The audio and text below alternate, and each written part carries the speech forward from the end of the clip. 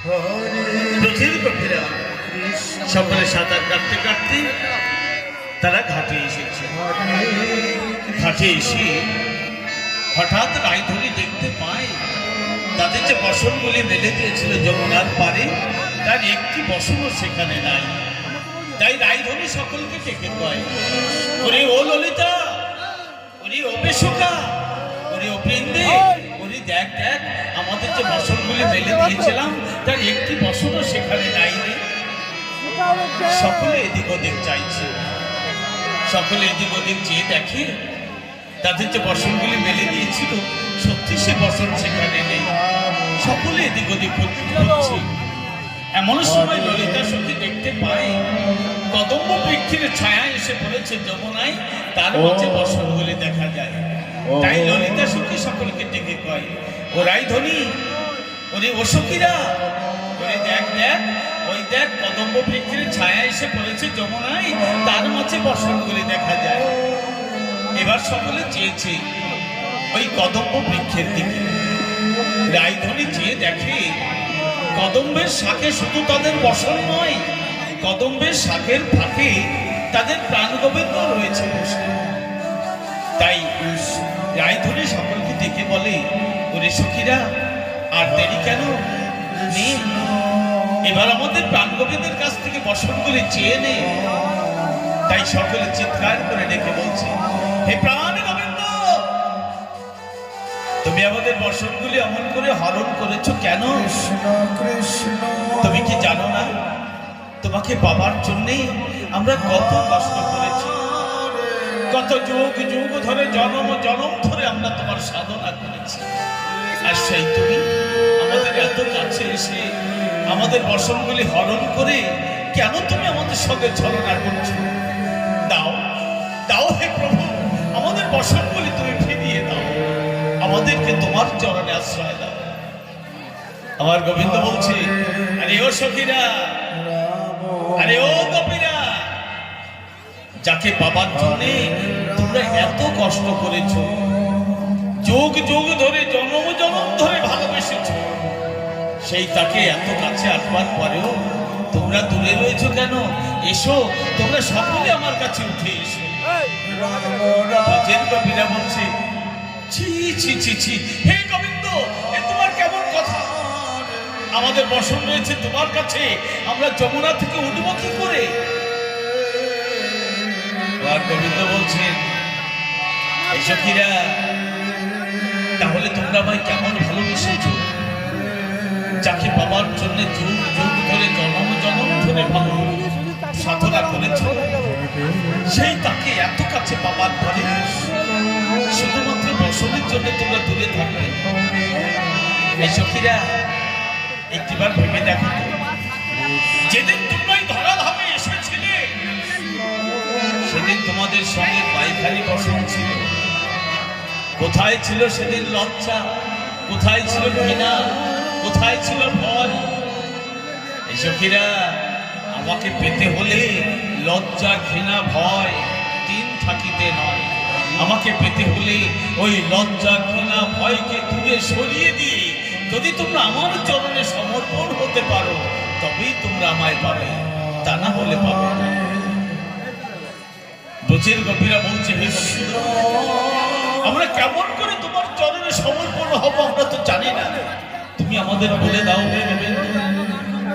তাই আমার গোবিন্দ বলছে, কিভাবে সমর্পণ হতে হয় তাও জানো না, তবে শোনো, তোমাদের দুই বাহু তুলে বলতে হবে, হে প্রাণ গোবিন্দ, আজি হতে আমাদের এই দেহ মন প্রাণ জীবন যৌবন এই সমস্ত কিছু তোমার চরণে অর্পণ করে দিলাম। এই দেহে আমার বলতে আর কিছু নেই, আবার আমি দিয়ে দিলাম তোমার চরণে। এমনি ভাবে যদি তোমরা আমার চরণে সমর্পণ হও তবেই তোমরা আমায় পাবে, তা না হলে পাবে না। এই কথা শুনে বিশ্বকা সখী যমুনার থেকে উঠে দুই বাহু তুলে বলছে, হে প্রাণ গোবিন্দ, আজি হতে আমার এই দেহ মন প্রাণ জীবন যৌবন আমি সব দিয়ে দিলাম তোমার চরণে। এবার তুমি আমাকে তোমার চরণে আশ্রয় দাও। এমনি ভাবে যখন এক এক ভক্ত আমার গোবিন্দের চরণে সমর্পণ হচ্ছে, আর আমার ভগবান তার বসনটি ফিরিয়ে দিয়ে সেই ভক্তকে সঙ্গে নিয়ে মনের আনন্দে নৃত্য করছে সেই ঘাটের মাসে।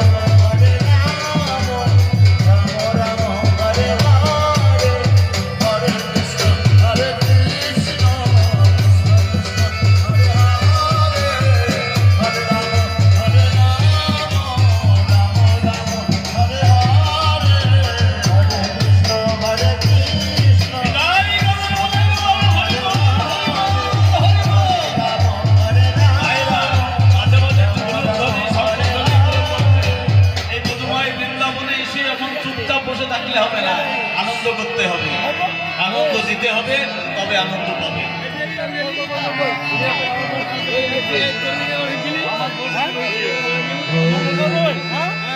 এবার উঠেছি বিন্দেশকীয় যমুনা থেকে উঠে যে মহোদয় আজি হলে আমি আমার আমি সব সঁপে দিলাম তোমার চরণে। এবার তুমি আমাকে তোমার চরণে আশ্রয় নাও, আমাকে তোমার চরণে দাসী বানাও।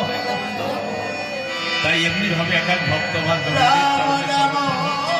আর আমার ভগবান সেই ভক্ত মনের আনন্দে নৃত্য করছে। হরে কৃষ্ণ হরে কৃষ্ণ কৃষ্ণ কৃষ্ণ হরে হরে হরে রাম হরে রাম রাম রাম হরে হরে হরে কৃষ্ণ হরে কৃষ্ণ কৃষ্ণ কৃষ্ণ হরে হরে হরে রাম হরে রাম রাম রাম হরে হরে হরে কৃষ্ণ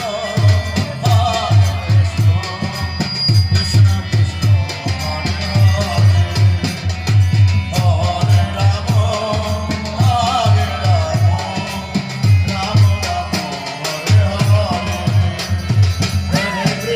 কৃষ্ণ হরে কৃষ্ণ